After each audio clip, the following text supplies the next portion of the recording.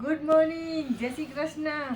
તો અમે લોકો રાતે આવી ગયા હતા બદ્રીનાથ, પણ રાતે બહુ ઠંડી હતી એટલે કઈ રાતનો વિડીયો લીધો નથી. અત્યારે ઉઠી ગયા છે બધા ને, નાઈ ધોઈને તૈયાર થઈ ગયા છે. જો હર હર મહાદેવ હર કેતા ને આ જો ગાભા પટલા ઉડે આમ કેટલું ઓઢું તો હોય બરફ થઈ ગયા છે. એટલું ઓઢવાનું હતું. આ જો રૂમ જો આખો ખંડેર કરી નાખ્યો છે. આરુ એ આર્યન કેતો હેલો ગાઈસ એમ તો કહી દે હું તૈયાર બની ગયો છે. શરદી નાક પેક બરફ થઈ ગયા છે, હાથ પગ કામ નથી કરતા. આ ધર્મેશ જો તૈયાર થઈને જતો આ પપ્પા દીકરો બે. હાલો આપણે જવાનું છે. હાલો ક્યાં જવું? અરે ભાઈ ક્યાં જવાનું છે? હવે દર્શન કરવા જાવ બદ્રીનાથ ના. ક્યાં જવું? ઓ ભાઈ તાતા કીધું મમ્મી તાતા ગરમ પાણી તો પી લો ભાઈ. ગરમ પાણી પીવું તારે? ઠંડુ પાણી પીવું છે, ખુલ્લું હોવું છે. તને અહીંયા આપણે અહીંયા બરફમાં આવ્યા છીએ. ઠંડુ પાણી પીવા હાલો આપી દો, એમાં ઠંડુ જ છે. હાલે આપી દો હાલો. તો હવે આર્યનભાઈને પાણી પીવું છે તો પેલા પાણી પીવડાય. કા આર્યન કેતો મને પાણી પીવું છે કેતો બોલ તો ખરો. તો તમે લોકો બહાર જોઈ શકો છો કેટલું મસ્ત વાતાવરણ દેખાય છે. જો સામે ડુંગરા દેખાય છે, ગોલ્ડન કલરના જે બરફ છે વ્હાઇટ કલરના છે, પણ વહેલી સવારનો આ વ્યૂ છે ને એટલા માટે ગોલ્ડન કલરનું દેખાય છે. એ બધી બરફ જામેલી છે. જેમાં બાલ્કનીમાંથી દેખાય છે, રૂમમાંથી જ દેખાય બારીએથી. બહુ મસ્ત વ્યૂ આવે છે. પણ અત્યારે ઠંડી બહુ જ છે. ઠરી ગયા બધા. બે જોડી કપડાં પહેરાશે તોય બધાને ઠંડી બહુ લાગે. જો આ ભાઈ હાથમાં એક હાથમાં મોજું પહેરું ને એકમાં નહીં.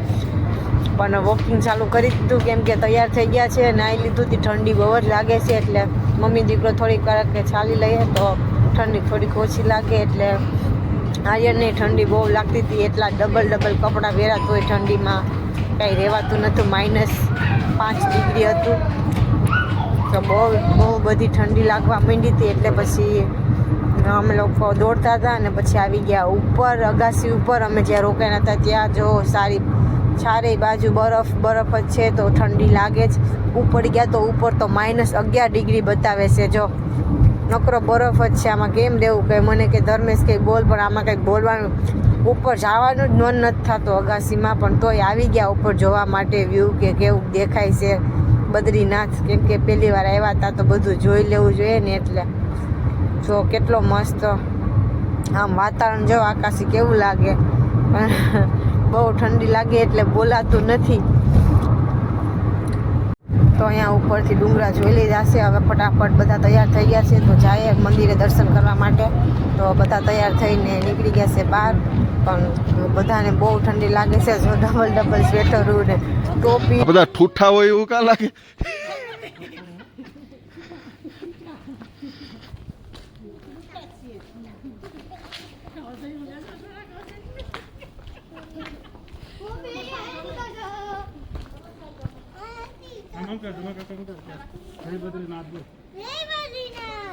જય બદ્રીનાથ ભોલે બાબા. આર્યન બોલો જય બદ્રીનાથ. જય બદ્રીનાથ.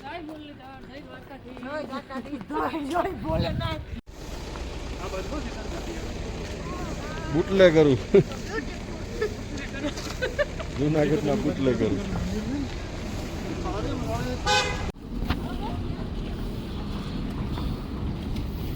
ટાઈટ લાગે રે મને, ટાઈટ લાગે.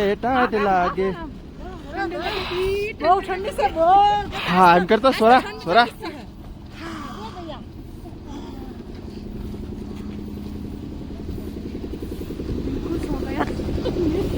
साला दिल गार्टन हो गया बे.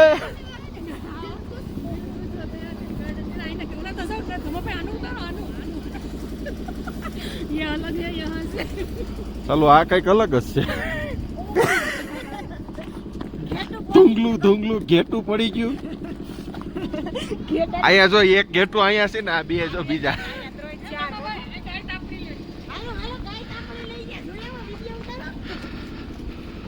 આ ગાય ને ફૂલ ઠંડી લાગે ગઈ તો કે ચાલો ટાઈટ બહુ છે અહીંયા.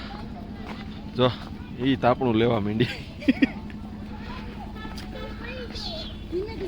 स्वराबेन, how are you? Street of Badrinath. ये क्या है? आप कहाँ आए हो? स्वरा, थोड़ा सा ये इंट्रोडक्शन दे दो। आप कहाँ आए हो? Street of Badrinath. ये बद्रीनाथ का गांव है।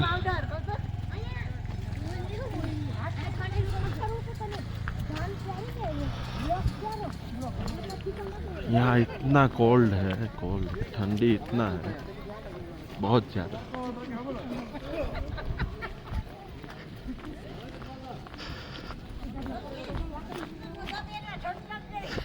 હવે પહેરાવું નહીં, હવે પહેરાવું નહીં। તો પેલા પહેર લેવાય ને। શું થાય? હે શું થાય? ઠંડી લાગે તો હું પહેરવું? મોજા પહેરવા? બદ્રીનાથ, કેદારનાથ ને એમને સ્વર્ગ કહેવામાં આવતું નથી। Look at the view.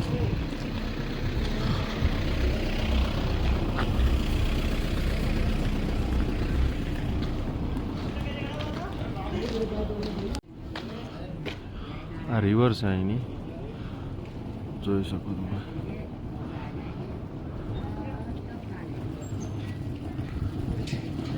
ને આ બદ્રીનાથ ગામ।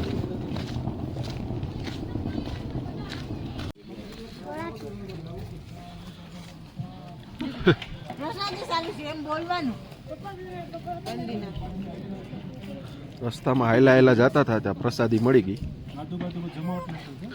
ચાય મસ્ત નહીં।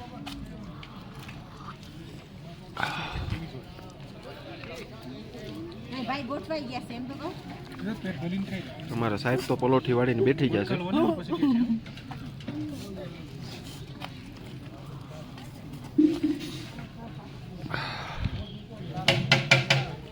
Hello guys, hello guys. Cigarette પીએ, સિગરેટ। ભૂખ લાગી રે મોને, ભૂખ લાગી। નહીં ઓલું સેવૈયા ખાલો ફ્રેન્ડ્સ। સ્વરા બોલતો બોલતો સ્વરા સેવૈયા ખાલો ફ્રેન્ડ્સ। અમે લોકો નાસ્તો કરતા હતા, એક આ ચા ઠરવા મૂકી ત્યાં બરફ થઈ ગઈ।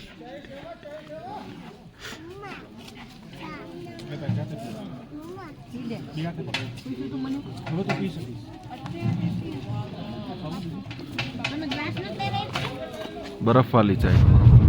તો અમને લોકોને ફાઇનલી બદ્રીનાથના દર્શન થઈ ગયા છે। બહારથી મંદિર દેખાય છે અને જો બદ્રીનાથની આજુબાજુનો નજારો તમે લોકો જોઈ શકો છો। નદી જાય છે, ડુંગરા છે, એટલું મસ્ત વાતાવરણ જવા દો એમ જોઈને એમ લાગે કે ના ફાઇનલ આપણી ઈચ્છા પૂરી થઈ ગઈ છે। બદ્રીનાથનું મંદિર જોઈને એમ મનને શાંતિ મળી ગઈ છે કે નહીં અહીંયા આવ્યા ને તો સારું થયું, કેમ કે બહુ મજા આવે અહીંયા આવીને। નકર એટલી ઠંડી છે ને કે ઉઠીને તૈયાર થઈને બહાર નીકળવું ને એ બહુ અઘરું। જો આ ગરમ કુંડ દેખાય, પાણી ગરમ, એટલી ઠંડીમાં ગરમ કુંડ છે અહીંયા બદ્રીનાથમાં। તો હવે ફટાફટ અમે લોકો પેલા બદ્રીનાથના દર્શન કરી આવીએ। સામે જ મંદિર છે અને બહુ જોઈએ તો એમ બહારથી એવું લાગે છે કે વાહ સ્વર્ગમાં આવી ગયા હોય ને એના જેવું। તો ફટાફટ દર્શન કરતા આવીએ। ચલો તમે લોકોએ દર્શન કરી લેજો અહીંયાથી, કેમ કે બદ્રીનાથના દર્શન કરવા હોય તો નસીબની વાત છે એવું અમે માનીએ છીએ। કેમ કે અમારા નસીબમાં છે તો કાલ તો પછી બદ્રીનાથ હોઈ જવાના છે જોશીમઠમાં। કાલથી બદ્રીનાથનું મંદિર બંધ થઈ જવાનું છે અહીંયા, એટલે એનું જો ડેકોરેશન હમણાં બધું કાઢવા માંડ્યા છે આ લોકો મંદિરમાંથી। તો અમે અમારા લોકો માટે જ વાટ જોતા હશે એવું અમને લાગે છે એમ, કેમ કે બદ્રીનાથ પછી અહીંયા શિયાળો ચાલુ થાય ને એટલે બદ્રીનાથનું મંદિર, કેદારનાથનું તો બંધ થઈ ગયું, બદ્રીનાથનું બંધ થઈ જવાનું છે કાલથી। એટલે અમે લોકો આજે આવ્યા ને અમારા માટે ખુલ્લું છે દર્શન। તો અમારા નસીબ કે અમે લોકો આવ્યા ત્યાંથી ધક્કો ખાઈને અને દર્શન થઈ ગયા છે। તો જો અમે લોકોની અંદર બેઠા હતા ને તો ન્યાય થોડોક વિડીયો લઈ લીધો મંદિરની પાછળ જો અંદર, કેમ કે એટલી પબ્લિક હતી નહીં બહુ, અને અમે લોકો છેલ્લે જ હતા ને તો અમે બધી વિડીયો લઈ શક્યા એમ। બાકી કાંઈ એટલો વિડીયો લેવાય એટલે ઊભાનો ટાઈમ ન હોય, પણ અમે કલાક 1.5 કલાક સુધી અંદર બેઠા અને બહુ મજા આવી. દર્શન થઈ ગયા છે. જો હવે આ બધું નીકાળવા માંડ્યા છે, કેમ કે કાલ પાલખી જવાની છે ને બદ્રીનાથની, એટલે તો તમે લોકો જો દર્શન કરી લેજો. અમે તો કરી લીધા ને બહુ મજા આવી ગઈ છે. આવવું હોય તો એકવાર બદ્રીનાથના દર્શન જરૂર કરવા આવવું. અમે લોકો કરી લીધા દર્શન અને જો આ લોકો રમવાય મંડી ગયા છે. આર્યન ને ધર્મેશ ને સિદ્ધાર્થ ને સ્વરા ને બધાય બદ્રીનાથ આવીને એટલી ઠંડીમાં ઠંડી એટલી બધી લાગતી હતી ને કે દોડે ને તો જ ઠંડી ઉડે, એટલે છોકરાઓને બધાને ઠંડી ઉડાડવાનું કામ કરતા હતા એના કાકા. તો ધર્મેશ બધાને રમાડતા હતા. અહીંયા અમે લોકો ખરીદી કરતા હતા, તો એ લોકો રમે છે બહાર. થોડા થોડામાં સ્વરા વચ્ચેથી નીકળી જાય, વચ્ચેથી બસ.